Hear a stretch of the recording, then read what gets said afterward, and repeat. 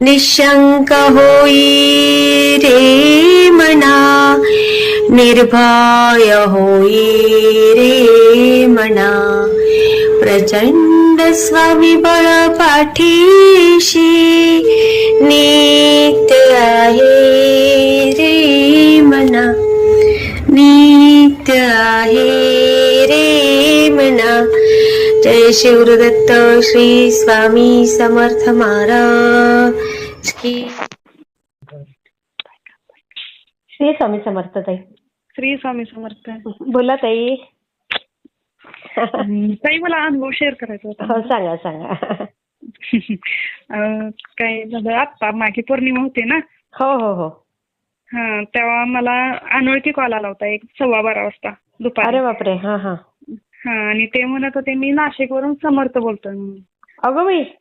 हा, हा. आणि ते बरेच वेळ बोलत होते, अर्धा तास बोलत होते, आणि त्यांनी मला त्यांचे अनुभव शेअर केले. बरेच अनुभव त्यांनी त्यांचे शेअर केले. हा हा. आणि ते मला म्हणत होते की ताई मला ब्रह्ममुहूर्तावर पक्षी जे बोलतात ते म्हणजे त्यांची भाषा मला समजते, असं म्हणजे वाचायचं. अरे बापरे. हा, असे म्हणजे त्यांनी भरपूर अनुभव सांगितले मला त्यांचे. हा.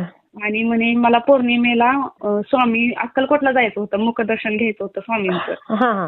आणि माझी आई, मला रात्र झाली होती म्हणून माझी आई मला जाऊन देत नव्हती अक्कलकोटला. हा, तर ते म्हणे की मला जायचंच आहे, मी जाणारच. एकदा वाद झाला काहीतरी. अच्छा. आणि ते भांडण करून असेच गेले ते. हा. आणि रात्रीचेच गेले, आणि रात्रीचे 3-3:30 वाजता पोहोचले. मग बिन जेवता गेले होते ना, आई बरोबर भांडले म्हणून. हो हो. हा, मग त्यांना भूक लागली होती, तिथं गेल्या गेल्या भूक लागली होती. मग ते असं पहाटेचं वेळ, एवढे आता कोणच नाही ना तिथं, एकटेच बसले होते बाहेर. भूक लागली म्हणून चहा वगैरे भेटतोय का काय वाट बघत बसले होते. तर त्यांना अशी 40-45 वयाची एक लेडीज आली म्हटले, आणि त्यांनी माझ्या डोक्यावरून हात फिरवला आणि म्हणले काय झालं बाळा, तर म्हणजे मला भूक लागली म्हणून.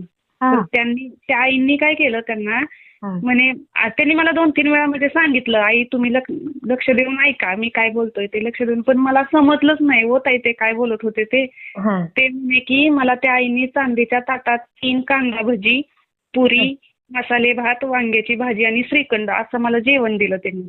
अरे बापरे. हा, आणि ते मला म्हणजे समजलंच नाही ते का असं, म्हणजे त्यांनी सांगितलं काय संकेत होता काय ते मला समजलंच नाही. आणि ते म्हणे की आता जेवण तर जेवलो मी, त्यांनी दिलं होतं एवढं 3-3:30 वाजता पाटे आणून, मग मी जेवलो जेवण ते.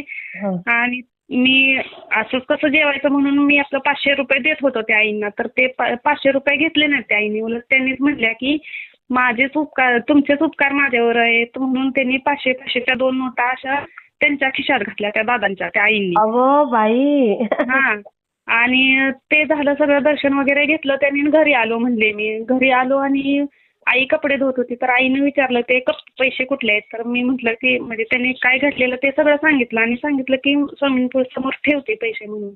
मग त्यांनी त्या 500 रुपये, 500-500च्या 2 नोटा होता त्या दोऱ्यात बांधल्या आणि स्वामींसमोर ठेवल्या त्यांनी. तर म्हणे त्यातली एक नोट ना उड्या मारत होती, पळत होती त्यातली एक नोट. अगं बाई.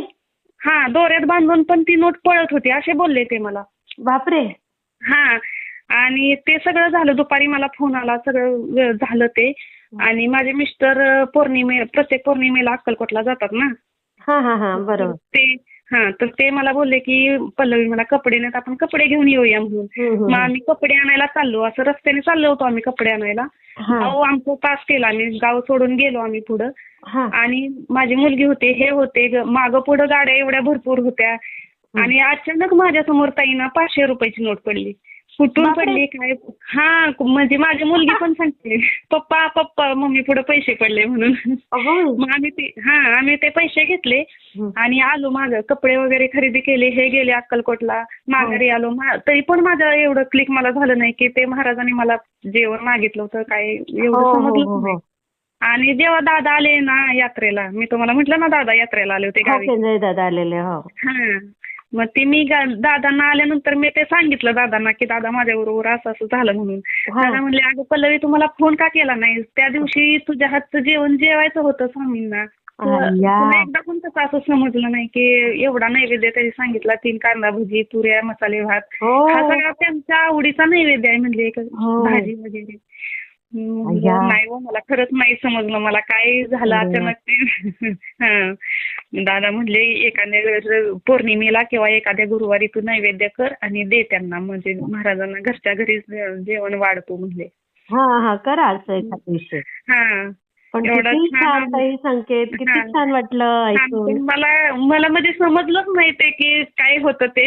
जेव्हा दादा आले, दादा बोलले माझ्या बरोबर, तेव्हा मला समजलं की अरे खरंच महाराजांचाच कॉल असेल तो आणि महाराजांनीच मला बोलवून जेवण मागितलं. हो एवढं खरंच समजलं. ताई किती छान. मग त्या दादांचा नंबर सेव्ह केलाय का तुम्ही? सेव्ह केलाय पण फोनच लागत नाही ताई त्यांचा. बघा. हा फोन पण लागत नाही आणि मी त्यांना मेसेज पण केलाय पण त्यांनी काही म्हणजे बघितलाच नाही, मेसेज पण बघितला नाही आणि रिप्लाय पण आला नाही काही. मी बरेच दिवस झाले फोन करते पण फोनच लागत नाही. मग दादांना सांगितलं तर दादा बोलले आता त्यांचा विषय संपला, म्हणजे ते फोन उचलणार पण नाहीत तुला आणि उचलला तरी ते म्हणजे कबूल होणार नाहीत की मी फोन केला होता तुम्हाला म्हणून. म्हणजे ते स्वामीच बोलत होते म्हणले त्यांच्या मुखातून. ताई किती भाग्यवान आहेत तुम्ही.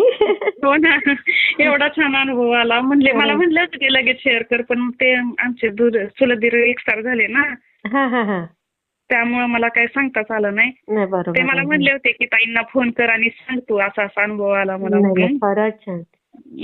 दादांनी लगेच तुमचं ते मनातलं सगळं आहे ते क्लिअर करून टाकलं. हा लगेच. मला ते समजतच नव्हतं. 2 दिवस मी दादांची वाट बघत होते, कधी दादा येतात आणि कधी मी दादांना सांगते काय हे नक्की मला समजलंच पाहिजे ना. मग त्यांनी ते मला सांगितलं 500 रुपयाची नोट पण म्हणले ते काय करू नकोस, ते खर्च वगैरे करू नको, 500 रुपयाची नोट तसे तू पूजन कर आणि ठेव तिजोरीत तुझ्या. सांभाळून ठेवा ते. मी शेअर करते ताई. श्री स्वामी समर्थ ताई. आणि ते दादांचा नंबर पाठवता आला तर बघा. हा चालेल पाठवते मी तुम्हाला. श्री स्वामी समर्थ ताई. श्री स्वामी समर्थ. वाटला ते मला कमेंटमध्ये नक्की सांगा आणि व्हिडिओ आवडला असेल तर लाईक, शेअर आणि सबस्क्राईब करायला विसरू नका. आणि हो, तुमचेही असेच काही अनुभव असतील तर या दिलेल्या नंबरवर रात्री 9 ते 10 ह्या वेळेमध्ये तुम्ही शेअर करू शकता.